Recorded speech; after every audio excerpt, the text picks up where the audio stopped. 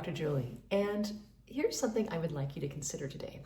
How you eat definitely affects your body temperature, and this is the time of year when there is so much focus on food. We go from overindulging in the Christmas holidays to deprivation.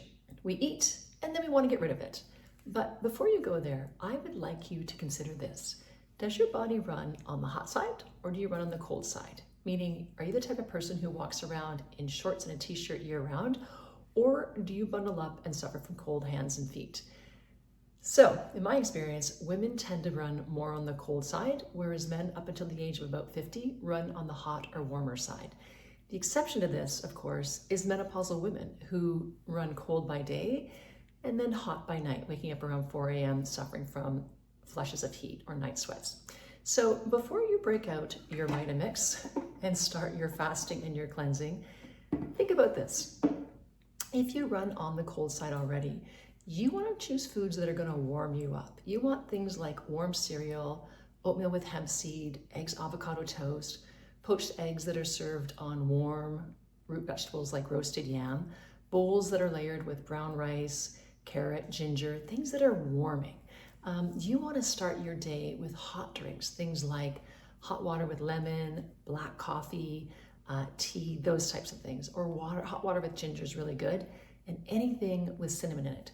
You also want to switch to soups and stews for lunch. Dinner, you want foods that are roasted, red meats, vegetables cooked in onion, ginger, and garlic. It's okay to have salads if you run on the cold side, but you want to keep them to about 25% of your diet or of your plate, not the whole plate. This is really, really important if you suffer from IBS, because cold, raw, crunchy foods already require a lot of digestive qi to break them down, and eating that in your diet can cause more bloating and diarrhea. Now, if you're in menopause, this is really important.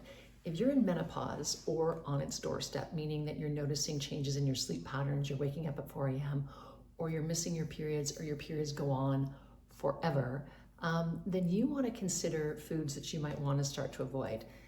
And I call these the four foods, the four horsemen of the apocalypse for women that are in menopause or over 50. Number 1, red wine.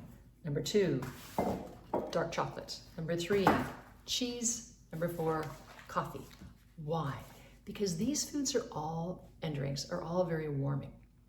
And as you age, especially over 50, your yin declines and is no longer able to cool down your yang energy. So what happens at night is the yang energy flares up. And typically the yin will cool it down. But because of menopause, declining hormones, it no longer does that.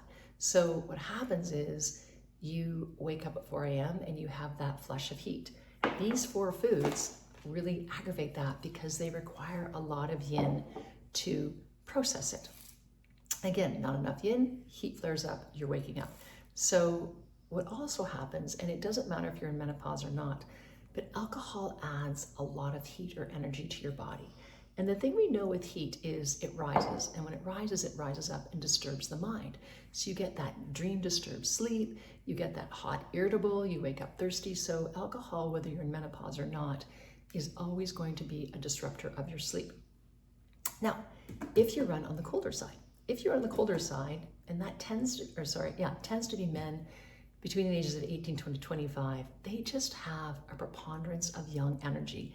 They are already warm. And so this is the group that break out the Vitamix, because you guys can have cold raw smoothies, you can have salads, you can drink ice cold water out of the fridge. You're already running on the hot side, so it is actually going to help you and cool you down. However, if you are running on the hot side, you want to avoid hot, spicy, greasy, deep fried, barbecued foods. It's just going to put more heat into your body.